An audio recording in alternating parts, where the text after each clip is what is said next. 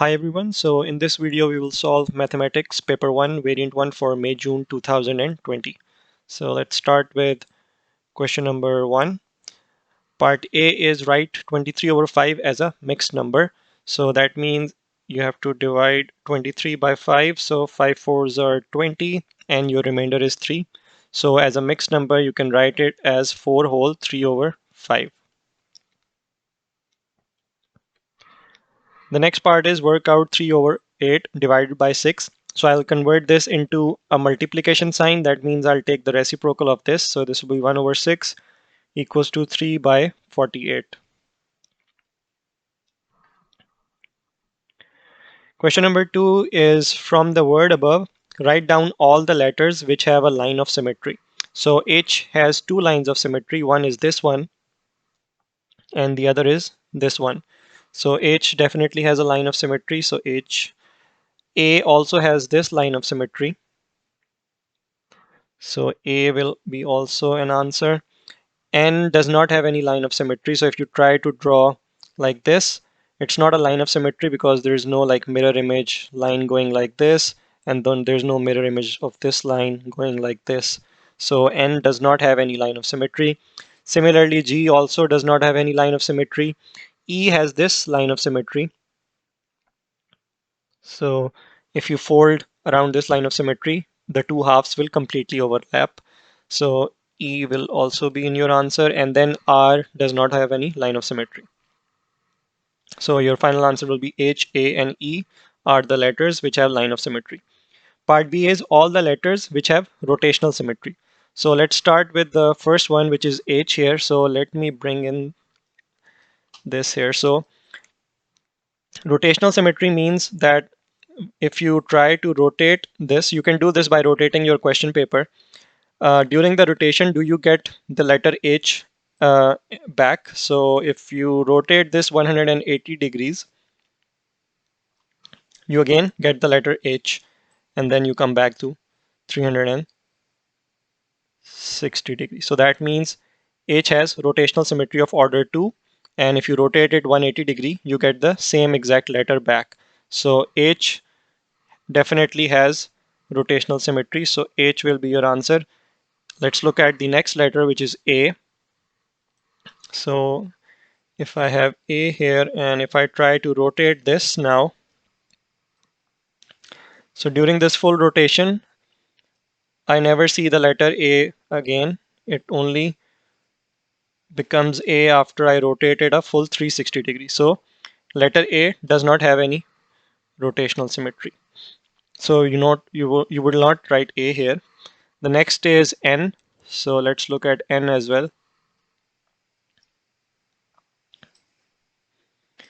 So if I rotate this and if I stop at 180 degrees, you again get the letter N. So, and then again back at 360 degrees. So N also has rotational symmetry. It will be included in your answer. And then similarly, you can look at letters G, E, and R as well.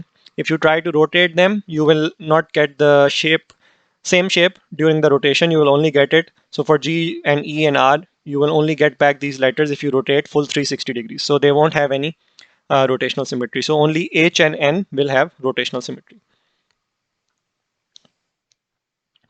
Question number 3 is the numbers in this sequence increase by the same amount each time. Fill in the missing numbers.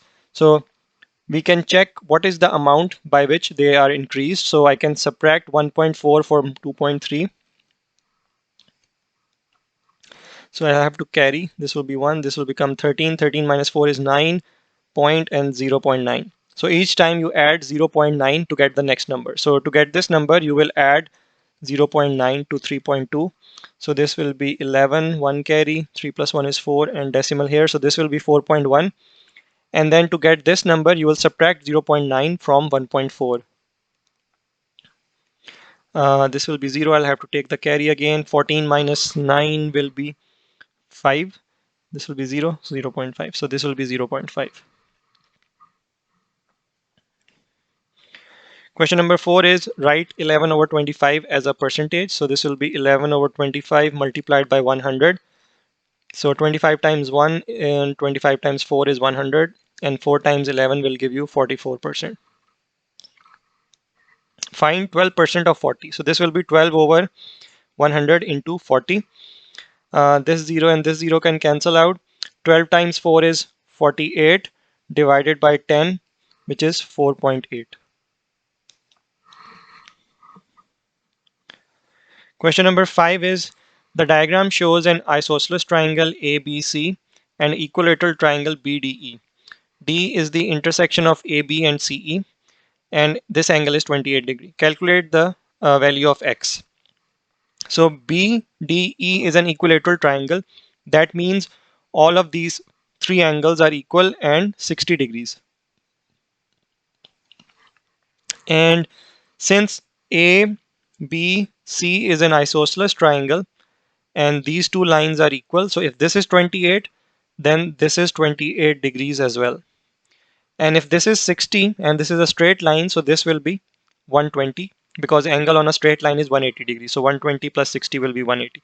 So now if you look at this triangle BDC, you have x plus 120 plus 28 should equal 180 degree, which is the sum of all three angles, interior angles of a triangle. So x will be 180 minus 148, which is 148. This will be 32 degrees. So your value of x is 32.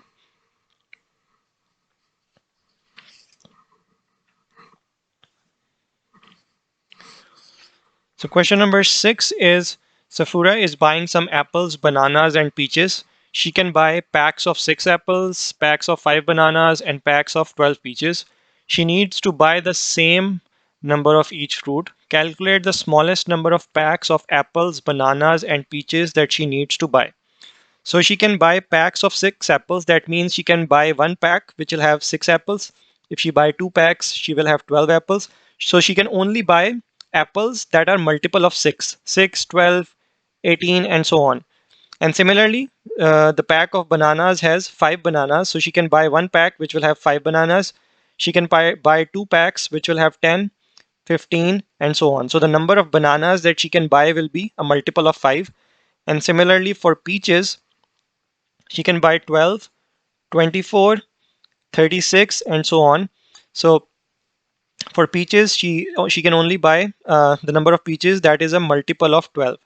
Now the question asks that mentions that she has to buy the same number of each fruit. So all these three numbers should be equal.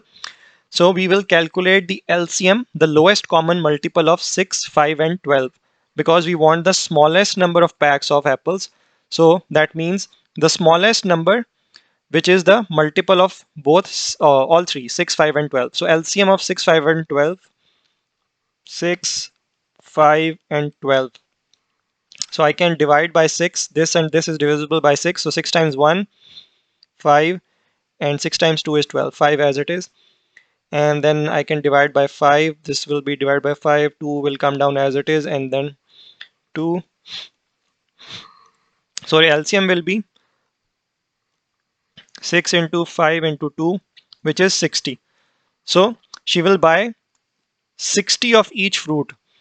60 apples, 60 bananas, and 12 peaches. So the question asks the number of packs. So number of apple packs. She is buying 60 apples.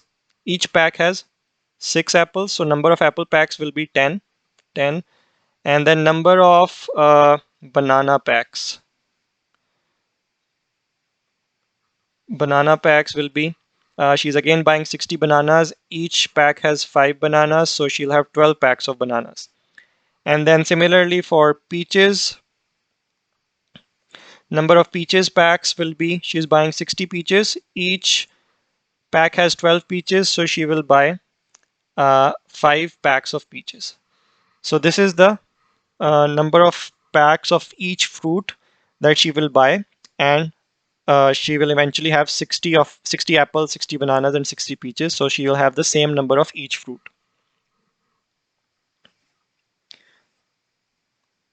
The next question, question number 7, is you have to factorize this.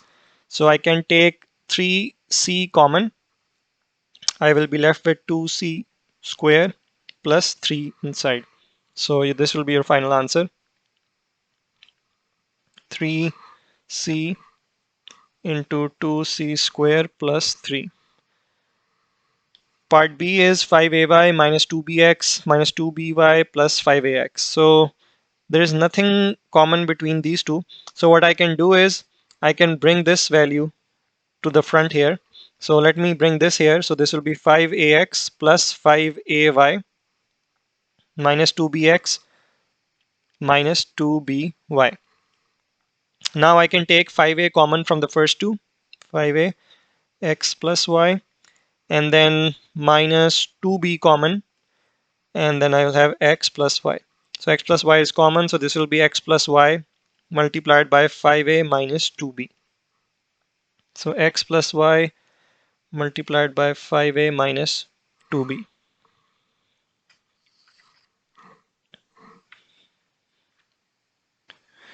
So question number 8 is PQUV is a square with side 6 centimeters. So this side is 6. Since this is a square, this will be 6, this will be 6, and this will be 6. QRST is a rectangle with width 4. So this side is 4. So this side here will be QR will be 4 as well. The area of square is equal to the area of rectangle. Work out the perimeter of the shape PRSTUV. So PRSTUV. So this is the unknown side. RS is not known. We can calculate it using the area. So we are given that area of rectangle and area of square are equal. So area of rectangle is equals to area of square. So what is the area of this rectangle QRST? It's RS, which is this side, and multiplied by this side, which is 4. So RS multiplied by 4 will equal area of square will be 6 times 6. 6 times 6. So RS will be 6 times 6 is 36 divided by 4, which is 9. So this side is 9. Now we have to find this perimeter that I am highlighting in blue here.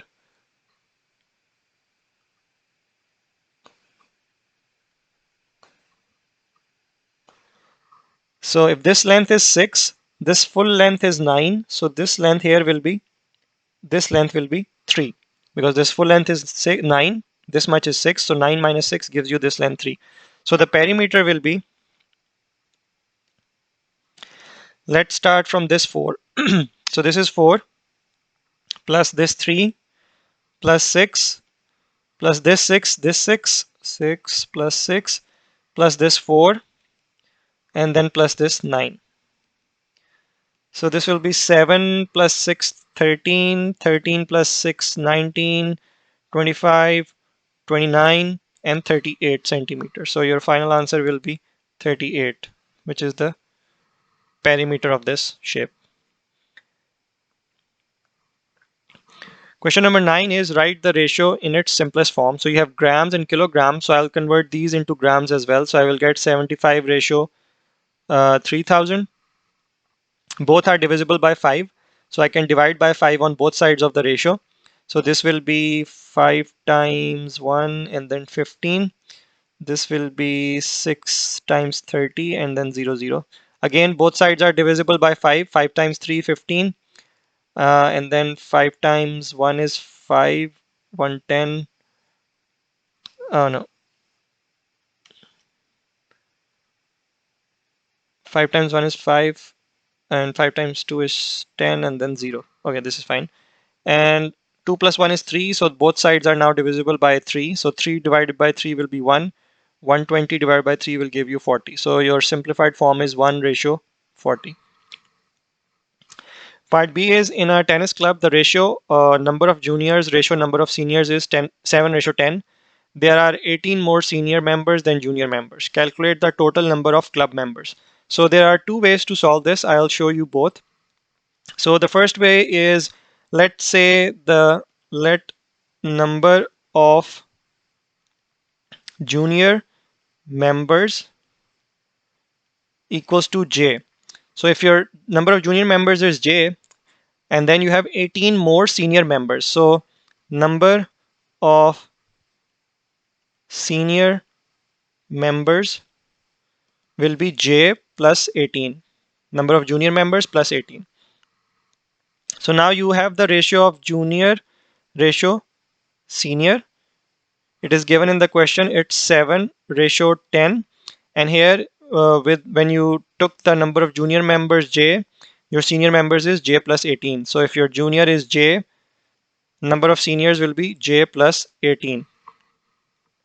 And since these numbers are directly proportional, if you increase the number of junior members, your senior members will also increase. I can form an equation by cross multiplying like this.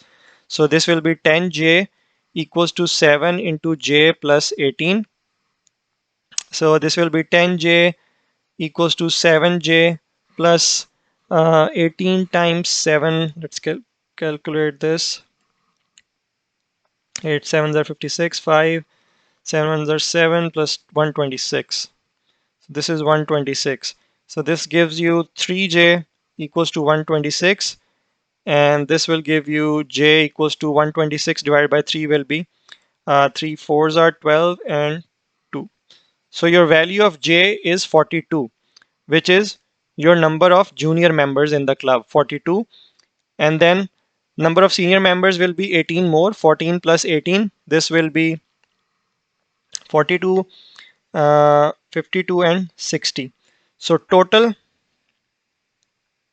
club members will be juniors plus seniors, 42 plus 60, which is 102. 102. So this is one way that you can solve this. Let's look at the other method as well. So you're given that juniors ratio seniors is 7 ratio 10, and there are 18 more senior members than junior members. So in the ratio, the difference between senior and junior is how much? 3. So in the ratio, the difference is 3, and the actual difference is how much? 18 between junior and senior. So the difference in ratio, the 3 difference in ratio represents 18 difference in real time, or in real members. So difference one value in the ratio will represent 18 over 3. And then how many total are there? If there are 7 juniors, 10 seniors, 7 ratio 10, the total is 10 plus 7, 17. So 17 will represent 18 by 3 into 17 here. So this will be 3 times 1, 3 times 6 are 18, and 17 times 6 will be, let's calculate that as well. 7 6 are 42, 4 carry, 6 1s are 6 plus 10, 102. So this gives you the same answer. So you basically compared the ratio values with the real values. The difference in a difference of 3 in the ratio represents a difference of 18 in actual number of members. So 3 in ratio value is 18 in real. 1 in ratio value will be 18 by 3 in real. So 17, which is the total in ratio here, will be 18 by 3 into 17. So this is the unitary method, kind of unitary method that you used here to get the total club members. So both ways are fine. You can use either of them to solve this question. Question number 10 is the table shows the height of a plant in centimeters and the number of days after planting.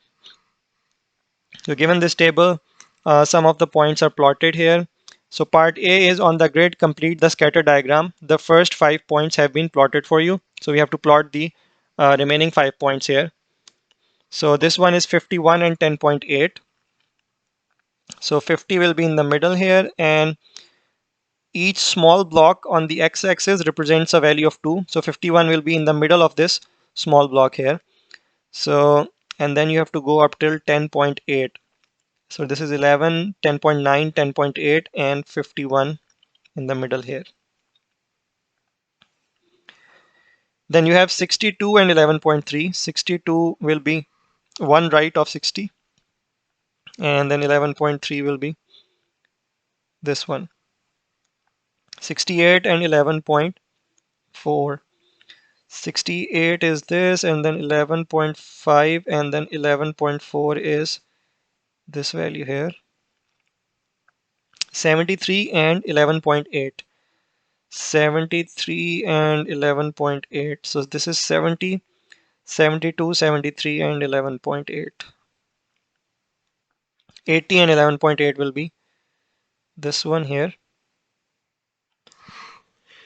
So this is how you will complete your scatter plot. What type of correlation is shown on the scatter diagram? So this is a positive correlation. If you increase the values on the x-axis, your y values go up as well. So this will be positive. Next part is draw a line of best fit. So you will try to draw a line that passes through maximum number of points, or a line that distributes the points on either side in an equal manner. So let's see, if I draw through these two, this and this, you have 1, 2, 3 and almost 3 on the other side as well. So I can draw a line like this. So it has 2, 3 above and 1, 2 and 3 below, and almost touching the rest of the points. So this could be your line of best fit.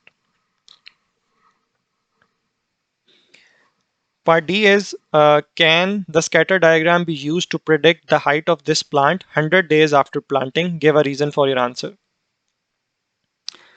So if you look at your data here, your data is only up till 80 days. So you cannot predict what the height values will be at 100 days here, because the maximum number of days that the data shows is 80 here. So you will say no, because we do not have any data. We do not have any data beyond 80 days.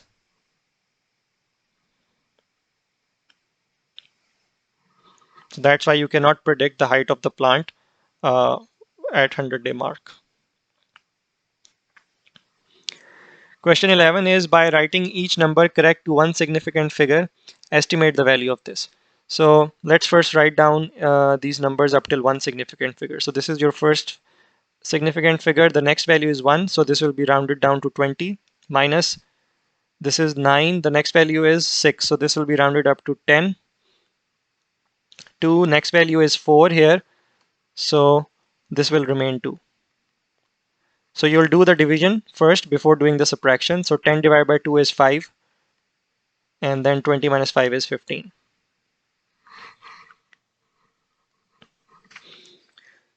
So question number 12.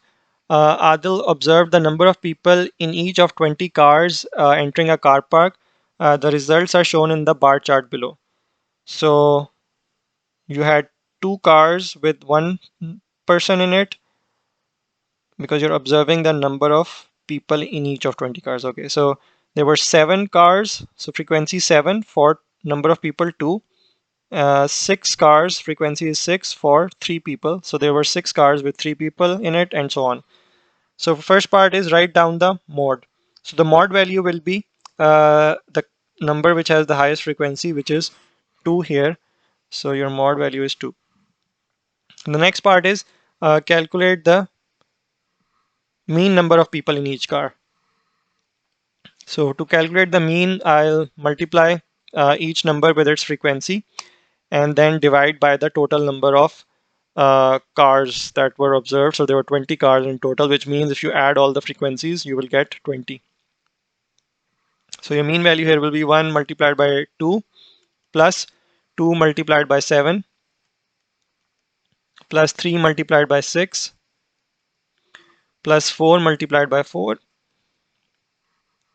plus 5 multiplied by 1 divided by the total frequency, which is 20, because you observe the 20 cars were observed in total. So this will be 2 plus 14 plus 18, 16 plus 5 divided by 20. So let's add this.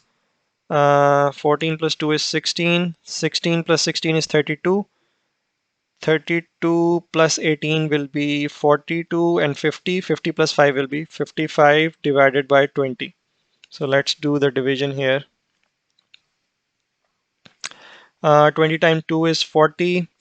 Remainder is 5 and 1. So I'll have to add a decimal here, add a 0, bring it down. 20 times 7 is 140.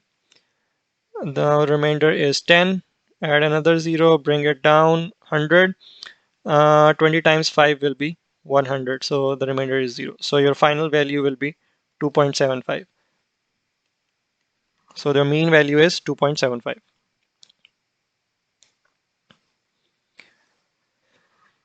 Question number 13, part A. During 2018, the population of a village increased from 200 to 250. Calculate the percentage increase in population.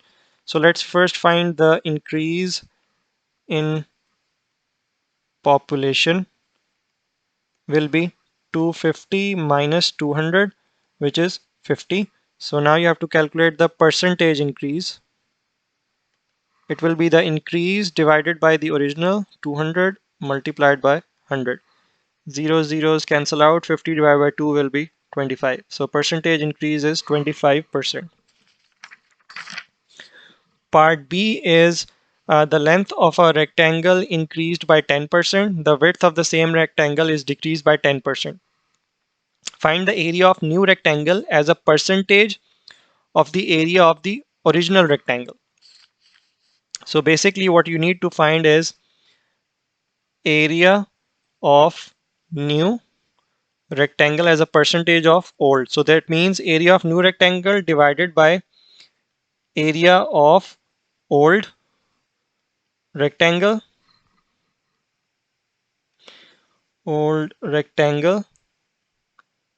and then multiplied by 100. So this will be the percentage area of the new rectangle as a percentage of the area of the old original rectangle, the value that you need to calculate. So let's start with the original rectangle.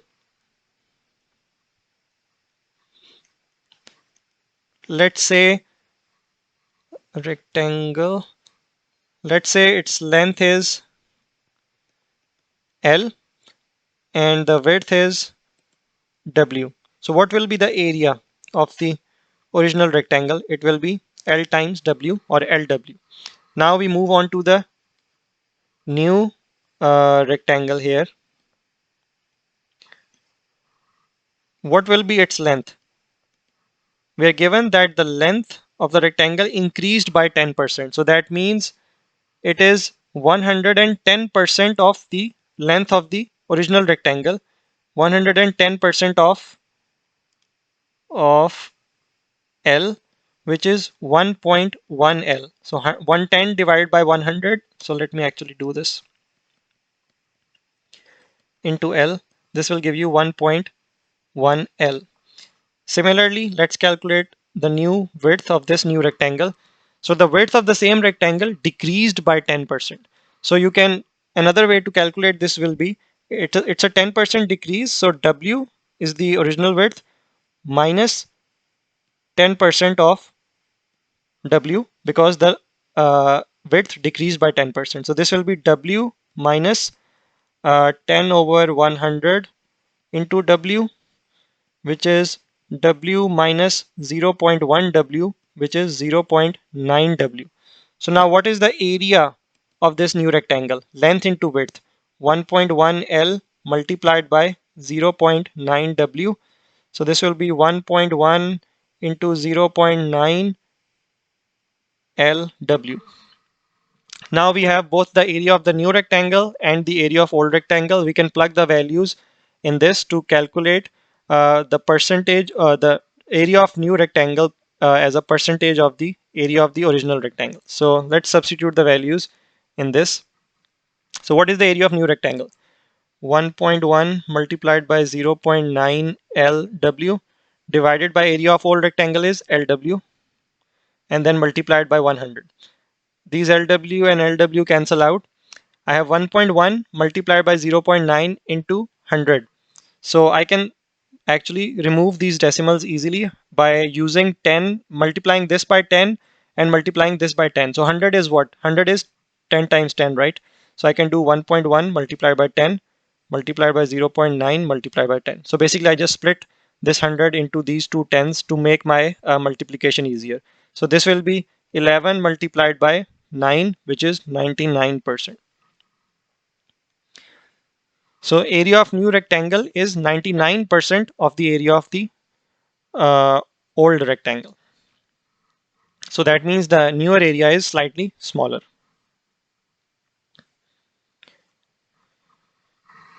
Question number 14 is, in a survey, some students were asked about their favorite type of music. They could choose classical, folk, reggae, or rock. The following relative frequencies were calculated from the results. 300 students took part in this survey. Calculate the number of students who chose reggae. So you're given relative frequencies. It is missing for reggae. Let's call this X. And we know that the sum of all frequencies, relative frequencies, is 1. Plus X plus 0.39 should equal 1. So this will be 0.22 plus 0.15 will be 0.37, and then 0.37 plus 0.39. 9 plus 7, 16, 1 carry, 0.76. So X will be 1 minus 0.76, which is 0.24. So now this is the relative frequency. So what is the relative frequency in actuality? Relative frequency of reggae, let's call this of reggae, will be number of students who chose reggae divided by total number of students. So relative frequency of reggae is 0.24. Number of students who chose reggae, let's call it n, because I don't want to like write this whole thing again. So let's call this n divided by total number of students is how many? 300. So n will be 0.24 into 300. So I'll have 0, 0. So 24 times 3. 4 3s are 12, 1, 3 2s are 6, 1, 7. So this is 72. And then 2 decimal places. So 2 decimal places, your decimal will be here. So your value of n, which is number of students who chose reggae, is 72. So that's what you need to calculate. Calculate the number of students who chose reggae. This your answer here will be 72. Question number 15, part A. You're given a universal set which contains x such that x is an integer from 1 till 10. So let's write down the values in this universal set. These will be all the numbers from 1 to 10. So 1, 2, 3, 4, and so on. Then you have a set f where all the numbers in f are factors of 24. So if we start looking at this universal set, let's see which numbers are factors of 24.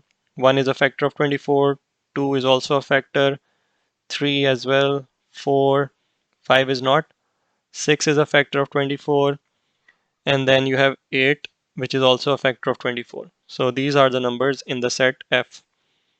And set S is such that X is a square number. So if you look at these numbers again in the universal set, 1 is a square number, then 4 is also a square number, 2 square is 4, and then 9 is also a square number.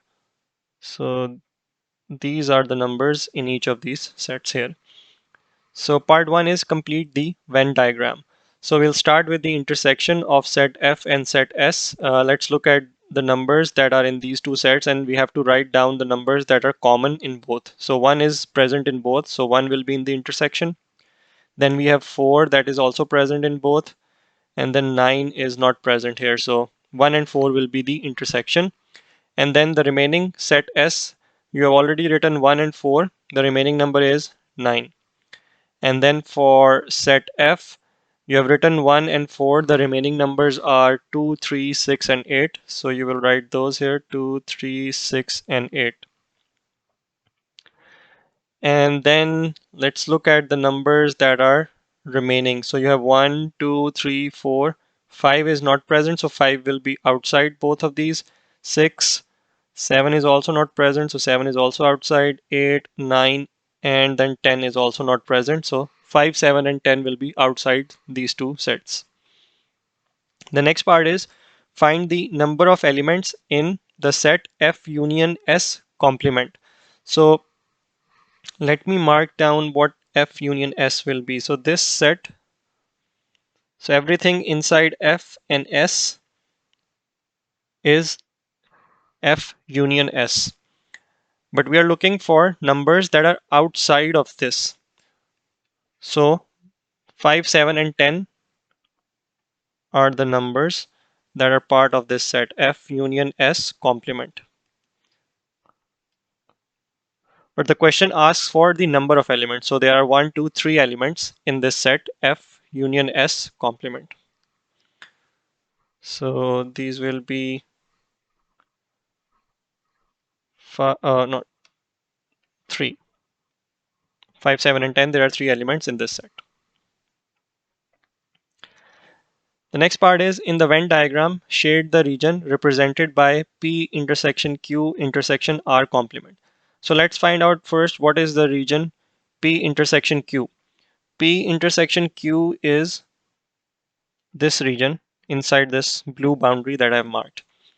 And then you have to find the intersection of this blue region intersection with R complement, that is everything outside of R. So what region is outside of R? This is the region outside of R, which is R complement. So now we have to find the overlap of this blue region and region that is outside R. So this is the overlap here. So this will be the region which is P intersection Q intersection R complement, this blue shaded region. Question number 16, part A is solve this equation. So I will take this 5 to the other side. I will get minus 2x equals to 12 minus 5, which is minus 2x equals to minus 7. Oh, not minus 7, plus 7. 12 minus 5 is positive 7. And then x will be, this minus 2 will go in the denominator. So this will be minus 7 over 2, which is minus 3.5. So your answer here will be minus 3.5. The next part is find the integers that satisfy this inequality. So to make the x subject in the center, I will divide by 3 on both sides. So this will be minus 5 by 3, and then this will become x, and then 6 divided by 3 is 2. And then I can write this as a mixed number. So this will be minus 1 whole 2 by 3. So yeah, and then x less than equal to 2. So now if you draw a number line here, you have minus 2, minus 1, 0, 1, and 2. And minus 1 whole 2 by 3 will be somewhere here. Minus 1 whole 2 over 3 will be some value over here. So now if you draw a number line, you will have a solid circle here because you have greater than equal to. So x is greater than equal to minus 1 whole 2 by 3 and less than equal to 2. So we need to find the integers that satisfy. So the values of x range from this up till this point. What are the integer values in this range? So we have minus 1, 0, 1, and also 2 here because this is less than equal to. So 2 is also included. So your integer values in this range are minus 1, 0, 1, and 2. Question number 17 is f of x is given 5 minus 4x. Find f of minus 3. So f of minus 3 will be 5 minus 4 into minus 3. This will be 5 this will become plus 12, and 12 plus 5 is 17. Part B is find f inverse of x. So you let y equals to f of x. So y equals to f of x is 5 minus 4x, and then you make x the subject of this equation. So let me bring 4x on this side and take y to the other side. So I'll have 4x equals to 5 minus y, and then x equals to 5 minus y over 4. So from this equation, I can get f inverse of y equals to x. If I take this f to the other side, it will become f inverse of y, and I'll be left with x here. So x here is f inverse of y. So f inverse of y is 5 minus y over 4. And then f inverse of x will be simply you substitute y with x. So 5 minus x over 4. So f inverse of x is 5 minus x over 4.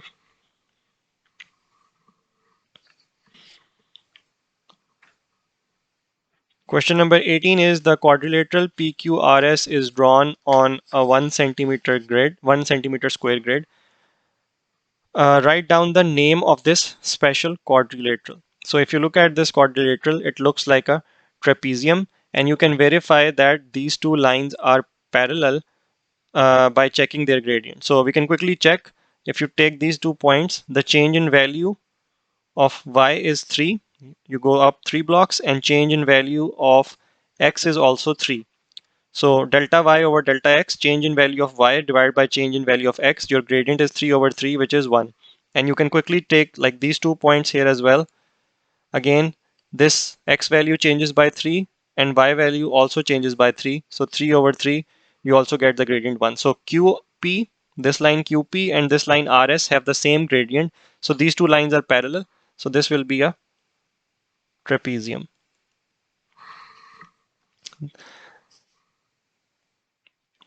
Part B is find the coordinates of the midpoint of QR. So if you look at this, let me erase this.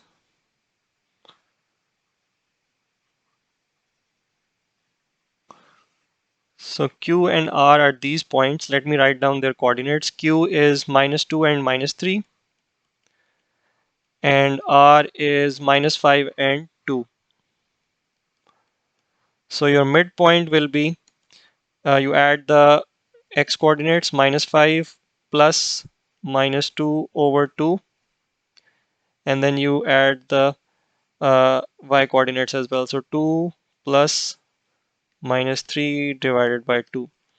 So this will be -5, this will become -2, -7 over 2, which is -3.5. And 2 minus 3 is -1, -1 over 2 will be -0.5. So the midpoints are -3.5 and -0.5. This is the coordinates for the midpoint of line QR.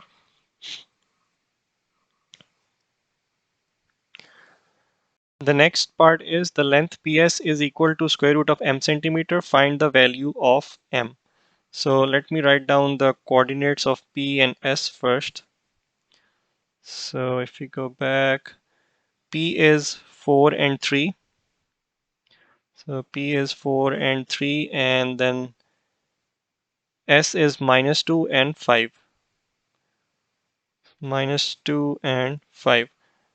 Now if we use the formula for the length, your length PS should equal square root of y2 minus y1. So 5 minus 3 square plus x2 minus x1, which is -2 minus 4 square. And then you take the whole square root. So this will be 5 minus 3 is 2, 2 square is 4, plus this will be -6 square, which is 36, and then whole square root, and then this is square root 40.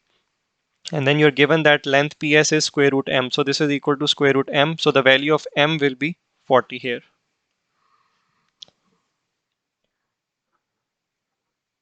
Question number 19, you're given matrices PQR. The first part is find P minus 3Q. So P minus 3Q, P is 4 minus 2 minus 1, 3, minus 3 times Q, which is 0, -1, 5, and 4. So if I take this 3 inside, let me write down this again, 4, -2, -1, and 3. And this will be minus. So 3 times 0 is 0. This will be -3, 15, and then 12. So 4 minus 0 is 0. Oh, 4 minus 0 is 4.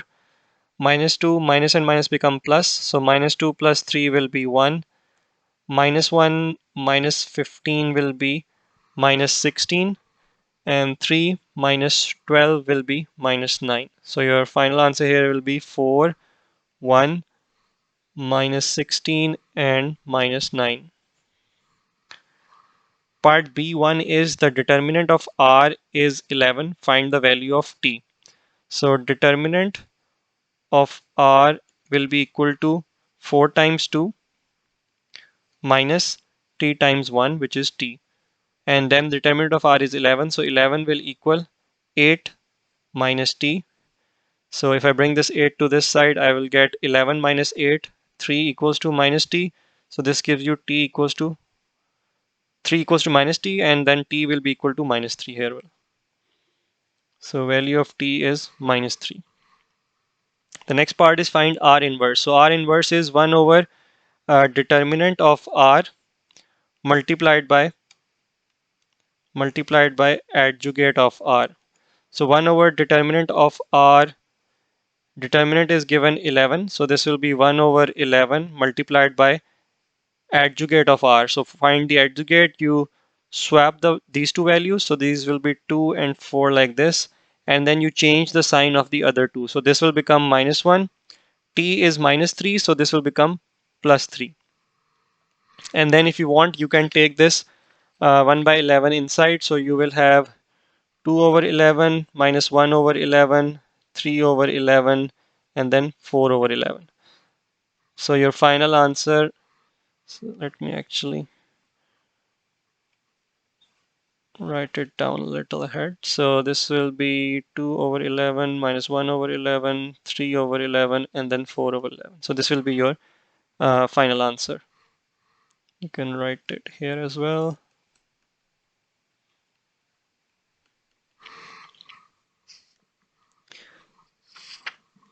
So let's move on to question number 20.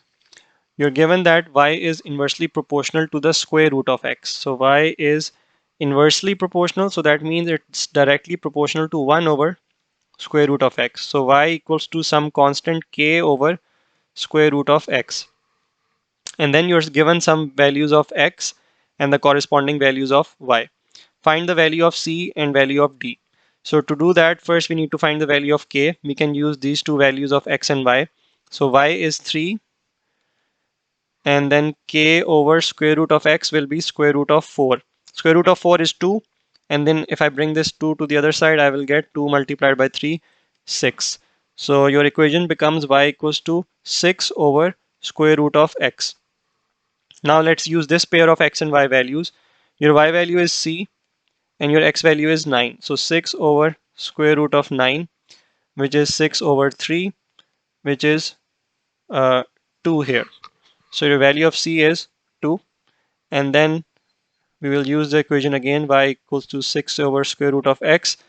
Now your x value is d and your y value is 0.6. So 0.6 equals to 6 over square root of d.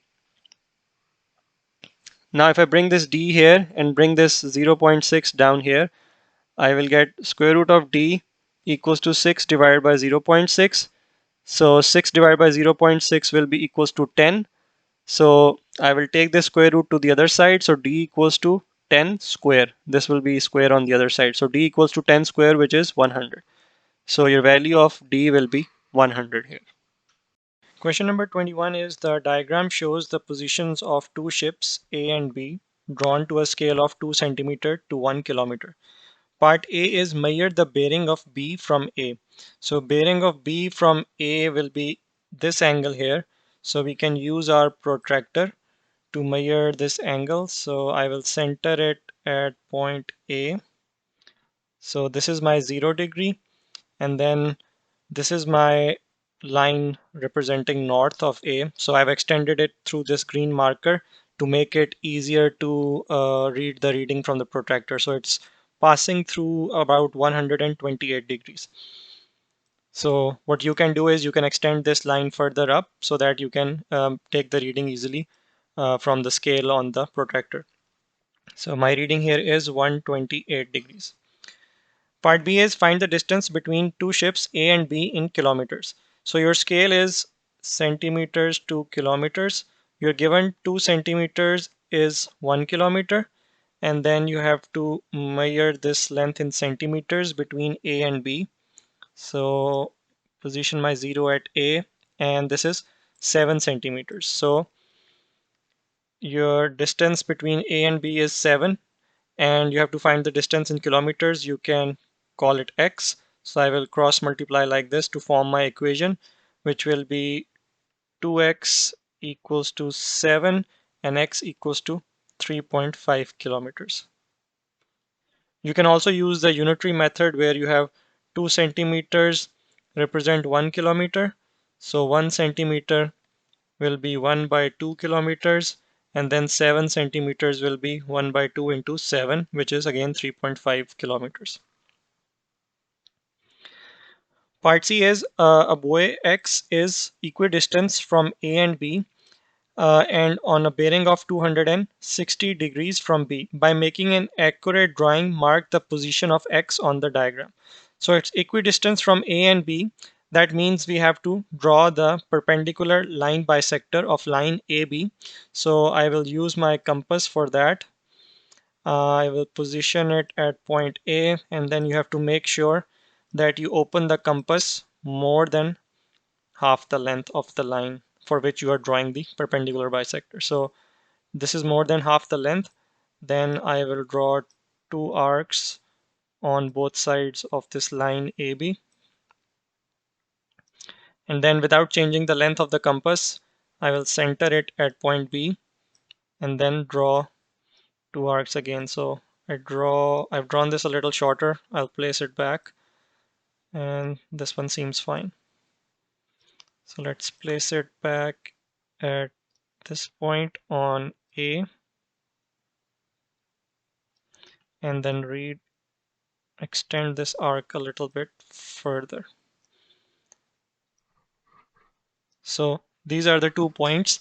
If you join them through a straight line, you will get your perpendicular line bisector. So let me draw a straight line here.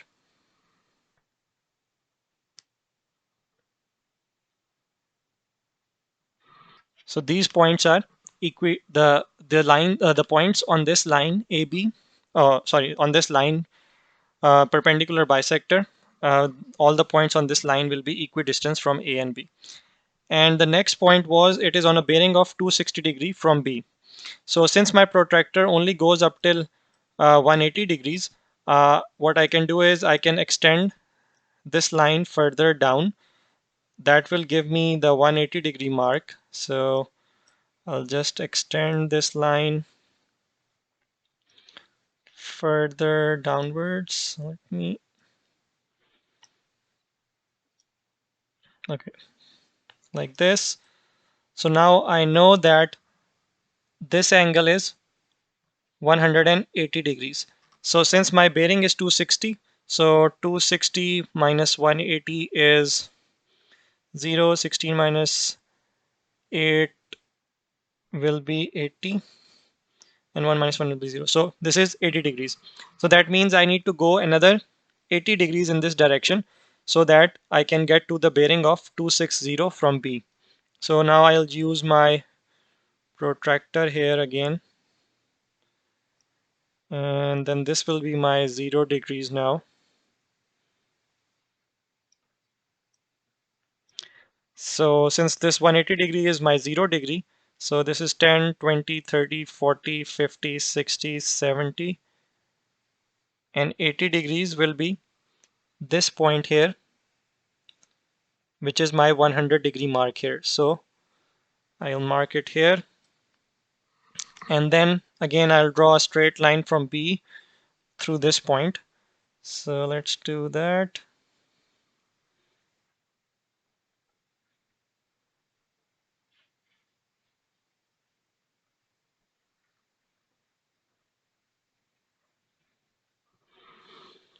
So this bearing here will be 260 up till this point. This is 260 degrees now. So you're given that point X is equidistance from A and B. So that means it lies on this line, which is the perpendicular line bisector. And it has a bearing of 260 degrees from B, which is represented by this line. So your point X will be on this intersection here. It will satisfy both conditions. It will be equidistant from A and B, and it has a bearing of 260 degrees from point B.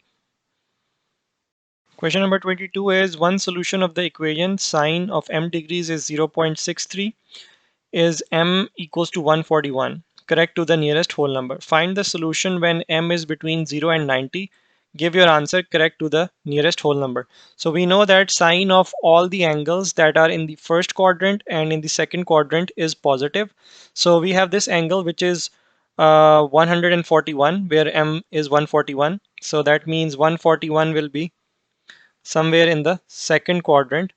And so since sine of 141 is positive 0.63, that means the angle in the first quadrant, which will be 180 minus 141, which will be angle 39 degree. So if you have 141 like this on a straight line, and then the remaining angle is 180 minus 141, which is 39 degree. So if you take sine of 141, you will get 0.63. Similarly, if you take sine of 39 degree, it will be also 0.63 degree. So your answer for the other value of m, which is between 0 and 90, is 39 degree.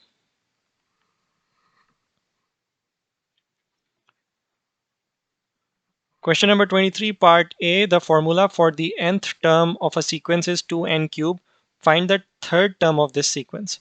So third term will be, I'll substitute 3 in place of n. So this will become 3 cube. 3 cube is 3 threes are 9, 9 threes are 27. So this will be 2 into 27, which is 54. So the third term here is 54. Part B is here are the first 4 terms of another sequence. So you have 4 by 3, 9 by 5, 16 over 7, and then 25 over 9. Write down the next term of this sequence. So if you look at the numerators, this is 2 square, this is 3 square, 9, 16 is 4 square, 25 is 5 square. So the next numerator will be 6 square, which is 36. And then the denominator will be, if you look at the denominators, each time you add 2 to get the next value. 5 plus 2, 7. 7 plus 2, 9. And then 9 plus 2 will be 11. So your next term in this sequence will be 36 over 11. Part 2 is find a formula for the nth term of this sequence. So let's look at the numerators and denominators separately. So let's call the first numerator n1, which is 2 square, 4. The second numerator is 3 square. The third numerator is 4 square. The fourth numerator is 5 square.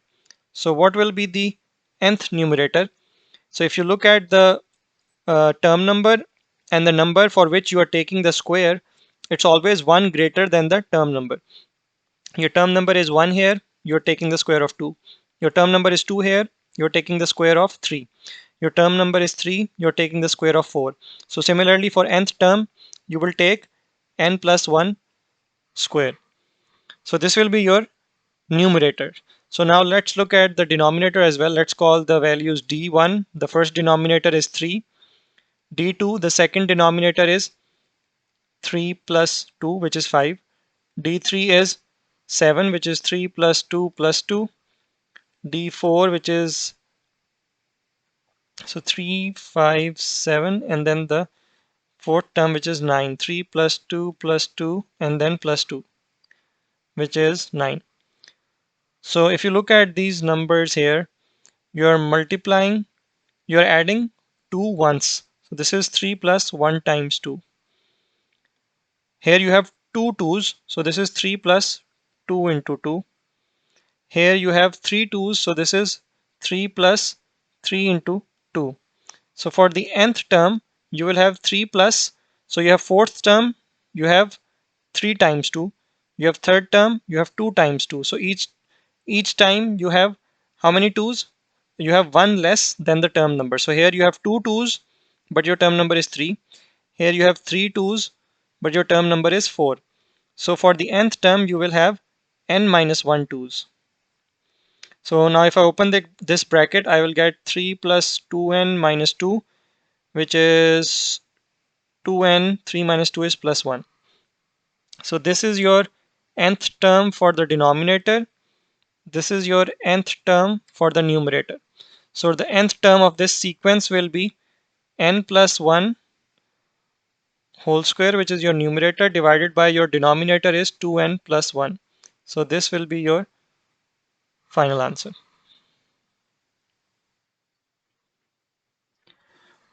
Question number 24 is curved surface area of a cone is pi rl. You are given a cone and a cylinder. The cone has radius 28 and the slanting height y. Cylinder has radius 15 and height 42. You're given that the curved surface area of the cone and cylinder are equal. Find the value of y.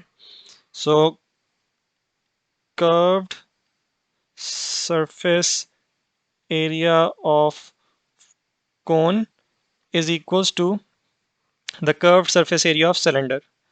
Curved surface area of cylinder. So what is the curved surface area of cone? It is given here, which is pi rl, and curved surface area of cylinder is 2 pi rh. So now let's substitute the values. Your radius for the cone is 28, so you will get 28 pi, and your slanting height is y. So L will be substituted by y here, and then this will become 2 pi. Radius is 15, so into 15 into the height, which is 42. So pi and pi cancel out. Oops. And then you have y equals to 2 multiplied by 15 multiplied by 42, and then this 28 comes down here in the denominator. So I can cancel this out. 2 times 1, 2 times 14 is 28, and 14 times 1 is 14, 14 times 3 is 42. So 15 into 3, your final answer will be 45. So your value of y is 45.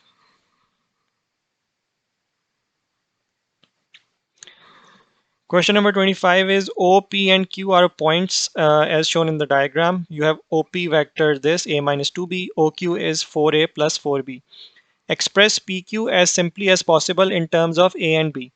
So PQ is this vector here. So using the head to tail rule, we can calculate PQ. We can go PO plus OQ. So PQ can be written as PO plus OQ. So we know the value of OP is a minus 2b. So PO will be simply the negative of this.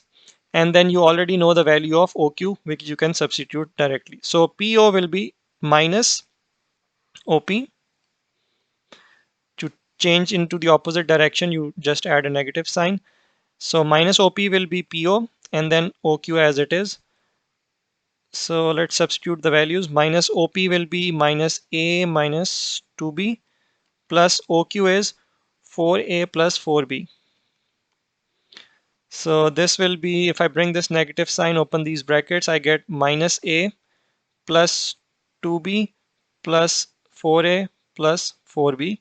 So 4A minus A will be 3A, and 4B plus 2B will be 6B. So your final answer here will be 3A plus 6B.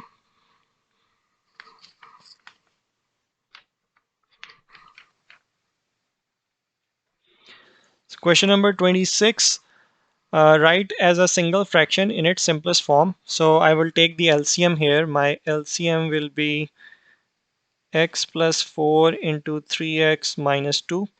So this 2x plus 3 will be multiplied by this 3x minus 2, minus 5 will be multiplied by x plus 4. Now if I open these brackets, I will get 3 times 2, 6x square minus 4x plus 9x minus 6, and then minus 5x minus 20, and the denominator remains the same, x plus 4 into 3x minus 2. And then 6x squared will come down as it is. Minus 4x plus 9x is 5x, and then 5x minus 5x is 0. So there is no value with coefficient x. These will be eliminated. And then you have minus 6 minus 20 will be minus 26 over x plus 4 into 3x minus 2. So this will be your final answer, 6x squared minus 26 over x plus 4 into 3x minus 2. So this was the last question of this paper. This is the end of paper 1 variant 1 for May June 2020.